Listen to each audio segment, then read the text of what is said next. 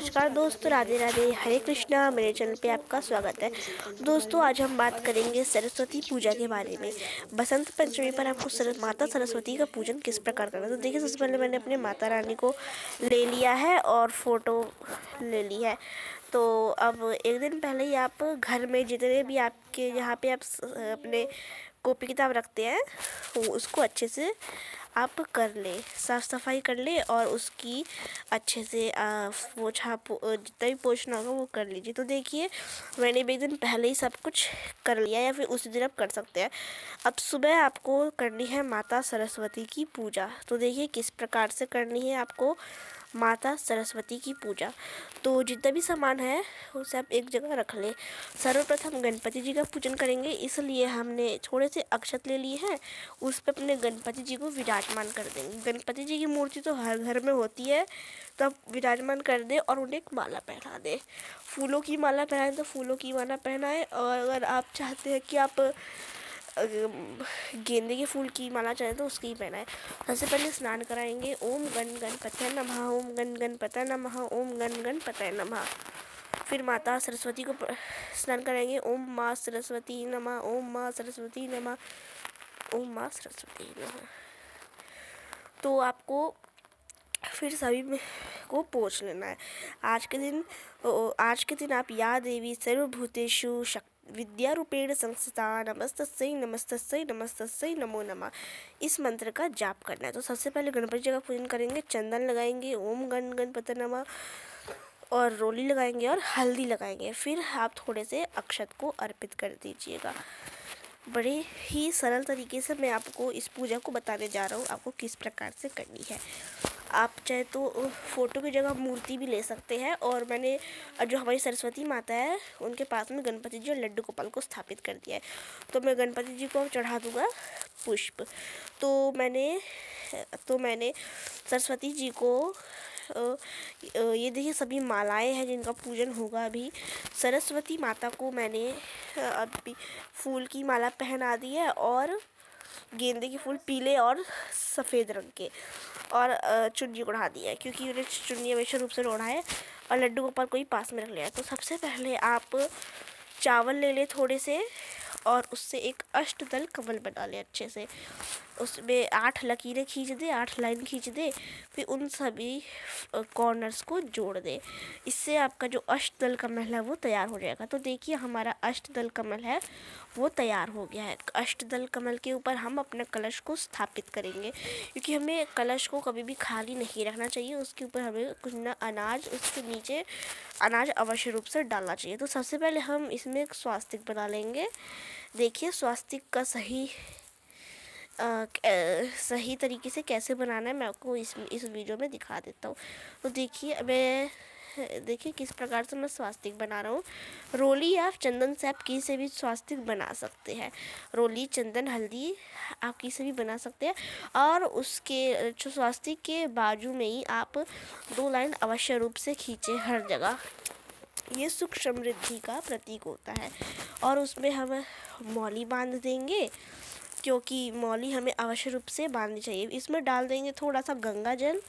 आप गंगा जल डालेंगे और फिर उसमें डाल देंगे हम थोड़ा सा शुद्ध जल। देखिए किस प्रकार से हम शुद्ध जल डाल रहे हैं। और आप अपने मन में कहते रहे, सातों नदियों का पानी इस जल में समाहित हो। अब हम डाल देंगे अक्षत। अक्षत डालने के बाद फिर हम डालेंगे इसमें एक फूल, पुष्प आप डाल सकते हैं, एक सुपारी डाल देंगे, एक इलायची डाल देंगे, और डाल देंगे एक लौंग अवश्य रूप से आप इसमें डालें, लौंग और इलायची। और फिर हम इसमें हल्दी भी डालेंगे, क्योंकि माता रानी को पीली चीज़ें बहुत प्रिय है, इसलिए आप पीली चीज़ों का ज़्यादा से ज़्यादा प्रयोग करें। तो मैंने एक चौकी पर, हमारे घर का एक टेबल है, वहाँ पे मैंने चौकी जो माता की है वो बिछाई है। तो देखिए, एक पीतल का प्लेट ले लीजिए या कटोरी, उस पर थोड़े चावल भर लीजिए। फिर हम ले लेंगे कुछ आम के या अशोक के पत्ते। देखिए, मैंने अशोक के पत्ते लिए हैं, आप आम के पत्ते भी ले सकते हैं इसके जगह पर। अब हम इन्हें अच्छे से सजा देंगे। हल्दी, रोली, अबीर, गुलाल, इन सबको सजा देना है अबीर और गुलाल से। बसंत पंचमी में हल्दी और चंदन और अबीर और गुलाल का बहुत ज़्यादा महत्व है। तो देखिए किस प्रकार से हमने इसे सजा दिया है, बड़ा ही सुंदर लग रहा है। ये देखिए हल्दी, रोली, चंदन और गुलाल और अबीर से हमने इसे सजा दिया है। इसके ऊपर हम एक रख देंगे प्लेट या फिर कटोरी, और उसके ऊपर हम अपने जो हमारा दीपक है उसे विराजमान कर देंगे और अपने दीपक को हम प्रज्वलित कर लेंगे माचिस की सहायता से। तो देखिए किस प्रकार से हमने अपने दीपक को प्रज्वलित कर लिया है। दीपक को प्रज्वलित कर लिया और ये हमारे वरुण कलश देव तैयार हो गए हैं। आराम से कलश स्थापित हो गया है। कलश स्थापना में बहुत ज़्यादा समय लगता है। इसका सेपरेट वीडियो अगर आप चाहते हो तो कमेंट करके बताइएगा कलश स्थापना कैसे करें घर में, और कौन कौन से कलश पर, किस कलश पे दिए का प्रयोग होता है और किस कलश पे नारियल का प्रयोग होता है। इस पे मैं वीडियो अवश्य रूप से बनाऊंगा। तो ये देखिए मैंने दीपक और धूप बत्ती जला ली है। अब गणपति जी को हम दीपक और धूप बत्ती दिखा देंगे अच्छे प्रकार से, फिर हम करेंगे आगे का पूजन। तो इस धूप और दीपक को एक तरफ हम रख लेते हैं, और आपको ये बता दूं मैंने एक चौकी ले ली है, उसमें पीला कपड़ा बिछा लिया है, उसमें माता सरस्वती को विराजमान कर दिया। अब हम माता सरस्वती का पूजन करेंगे। सबसे पहले हम उन्हें चंदन लगाएंगे। चंदन जितने उनके हाथ हैं, 4 भुजाएं हैं, सभी पे चंदन लगाए और उनके पैरों पे भी अवश्य रूप से चंदन लगाए। चंदन लगाने के बाद हम उन्हें लगाएंगे रोली। चंदन अब अवश्य रूप से माता सरस्वती को लगाए, क्योंकि माता सरस्वती को पीली चीज़ें बहुत प्रिय है। मैंने को पहले ही बताया था, अभी भी बताता हूँ, पीली चीज़ें बहुत ज़्यादा प्रिय है, इसलिए मैं उन्हें चंदन बहुत अवश्य रूप से लगाए चंदन। अब मैं इन्हें लगा रहा हूँ रोली के बाद हम फिर लगाएंगे हल्दी। तो हमें उनको हर जगह हल्दी, रोली, चंदन लगाना है। उनके जितनी भुजाएं हैं उन पे और पैरों पे लगाना है और उन्हें अर्पित करना है। फिर हम उन्हें चढ़ाएंगे मौली। हमें वस्त्र के भाव में मौली अवश्य रूप से चढ़ाई चाहिए। वैसे तो मैंने इन्हें वस्त्र उड़ा दिया है, मतलब चुन्नी उनको वस्त्र के रूप में मैंने दिया है, फिर भी हमें कलावे को जरूर अर्पित करना चाहिए। और एक कलावा हम गणपति जी को भी अर्पित कर देंगे। हमारे जो लड्डू बाबू हैं वो तो आराम से बन ठन के रेडी हो गए हैं, और इत्र चढ़ा देंगे। और ये गुलाब का फूल है, आप अवश्य रूप से चढ़ाए। सफ़ेद फूल, पीले फूल और चढ़ा सकते हैं आप, गुलाब का भी। और सफ़ेद फूलों से अब माता का दरबार है उसे सजा देंगे अच्छी प्रकार से। तो मैंने पीछे एक चुन्नी ले ली है पीली कलर की, उसके पीछे आप सरस्वती जी के पीछे देख सकते हैं पीले कलर की चुन्नी मैंने रख दी है। तो बिल्कुल पीला पीला हर जगह मैंने कर दिया था, बहुत ही सुंदर दरबार लग रहा था। वीडियो के अंत में मैं आपको जो है वो मैं आपको दिखा दूँगा। तो ये देखिए भोग में मैंने लिए केले, संतरे और बैर। आप अवश्य रूप से बैरों का भोग लगाएं, क्योंकि बैर माता रानी को बहुत प्रिय है हरे फलों का। आप अवश्य रूप से भोग लगाएं। पीली मिठाई का, किसी भी पीले मिठाई का भोग लगा सकते हैं। यहाँ पे मैंने पीली बेसन की बर्फ़ी का प्रयोग किया है। आप चाहे तो बेसन के लड्डू, सोन पापड़ी, आप किसी का भी भोग लगा सकते हैं, पर आप पीली मिठाई का अवश्य रूप से भोग लगाएं, चाहे आप 1 लगाए, 2 लगाए या 5 लगाए। ये है पुष्प सफ़ेद कलर के। ये पुष्प बाज़ार में आसानी से मिल जाते हैं। एक पुष्प हम चढ़ा देंगे वरुण कलश देव को, एक पुष्प हम नीचे रख देंगे। तो जो ये पुष्प है ये हमें अवश्य रूप से चढ़ाना चाहिए।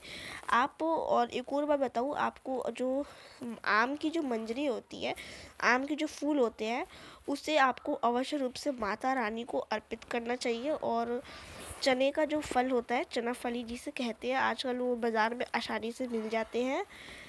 बसंत ऋतु में वो आना स्टार्ट हो जाते हैं। तो अब हम अर्पित करते हैं गणपति जी को दूर्वा, क्योंकि दूर्वा अत्यंत प्रिय गणपति जी को। फिर ये लिए कुछ सूखे मेवे, काजू, बादाम, नारियल और छुआरे, किशमिश, जितने भी 5 तरह के मेवे होते हैं मैंने वो सबको ले लिया है और एक कटोरी में रख दिया है। उसका भोग आप अवश्य रूप से लगाएं, सूखे मेवों का। और माता रानी को गुलाल बहुत प्रिय है, तो गुलाल भी अवश्य रूप से लगाएं, अबीर को भी लगाएं। तो ये देखिए ये जितने भी बजाने का जो यंत्र होते हैं, संगीत इंस्ट्रूमेंट जो होते हैं, म्यूज़िकल इंस्ट्रूमेंट, इनका पूजन आप आज के दिन अवश्य रूप से करें। अगर आप संगीत कलाकार है या फिर आप संगीत सीख रहे हैं या संगीत के स्टूडेंट्स हैं, आपको अवश्य रूप से पूजा करनी चाहिए। अगर आप नहीं में तभी भी आप पूजन करें। तो देखिए मैंने कान्हा जी की बांसुरी ले ली है, क्योंकि उससे कान्हा जी संगीत करते हैं, बांसुरी बजाते हैं, और इन सब का पूजन करेंगे। और घंटी का भी, क्योंकि घंटी से भी ध्वनि की आवाज़ आती है, वो भी एक संगीत का इंस्ट्रूमेंट है। तो हल्दी लगा देंगे, चंदन लगा देंगे, कुमकुम लगा देंगे, रोली लगा देंगे, और सब पे चावल को अर्पित कर देंगे, और एक पुष्प भी हम अवश्य रूप से चढ़ा देंगे, क्योंकि हमें इन सभी का पूजन करना चाहिए। ये है एक मोर पंख, हमें माता रानी को मोर पंख अवश्य रूप से चढ़ाना चाहिए। तो देखिए आप मोर पंख अवश्य रूप से माता रानी को चढ़ाए। फिर हम करेंगे मालाओं का पूजन, क्योंकि मैंने आपको बोला था कि माला का पूजन आप अवश्य रूप से करें, आपके पास जितने भी माला है। तो देखिए हमारे घर पे अभी 3 मालाएं हैं, धीरे धीरे करके भी और माला आ जाएंगे। ये है एक तुलसी की माला, ये देखिए इस पे राम लिखा हुआ है, और ये है एक रुद्राक्ष की माला, ये है लाल चंदन की माला। तो जितने भी आपके घर जाप माला हो, उन सब की आप पूजन अवश्य रूप से करें, क्योंकि सरस्वती पूजा में हमें मालाओं का भी पूजन अवश्य रूप से करना चाहिए, क्योंकि माता रानी ने अपने एक हाथ में मालाओं को धारण कर रखा है, इसलिए हमें माला का भी पूजन करना चाहिए। जितने भी आपके पास माला है, सबकी पूजन अवश्य रूप से आप करें। उन सबको हम चंदन अर्पित करेंगे, हल्दी अर्पित करेंगे, रोली अर्पित करेंगे, और चावल चढ़ा देंगे, और पुष्प अर्पित कर देंगे। और फिर हम अब करेंगे अपने जो पेन है, देखिए ये पेन के पैकेट है, पेंसिल का किट है, ये भी मैं लाया था अपने जो एग्ज़ाम होते हैं। अगर हम इन पेन को माता रानी को चढ़ाएंगे तो, और देखिए मैंने एक सुपारी भी चढ़ाई है माता रानी को, एक सुपारी, 2 लौंग, 1 इलायची आप अवश्य रूप से चढ़ाए। ये देखिए ये लिए है मैंने कुछ धार्मिक किताबें, जितनी धार्मिक किताबें आप वो अवश्य रूप से चढ़ाए। तो जो पेन है उसे आप माता रानी को अवश्य रूप से चढ़ाएं। और देखिए ये कुछ किताबें हैं, इसका नाम नहीं दिखा सकता कौन से स्कूल के हैं। तो फिर ये है कुछ किताबें, ये देखिए, और एक ये मेरी किताबें कुछ है, इस पे माता सरस्वती का चित्र बना हुआ है, और ये इस प्रकार से है। देखिए इन सभी किताबों पे हम हल्दी, रोली, चंदन, कुमकुम अर्पित कर देंगे। तो मैंने सबसे ऊपर ये संस्कृत की ली है, क्योंकि इस पे माता सरस्वती का चित्र बना हुआ है। तो फूल चढ़ा देंगे, देखिए मालाओं पे भी चढ़ा देंगे फूल, और अपने जो इंस्ट्रूमेंट है उन पे। और ये एक बुक, एक नोटबुक है, जिसमें मैंने एक मंत्र लिख रखा था। जब मैं छोटा था तब मैंने लिखा था। इस मंत्र का नाम है सरस्वती महाविद्या वीणा पुस्तक धारिणी हंस।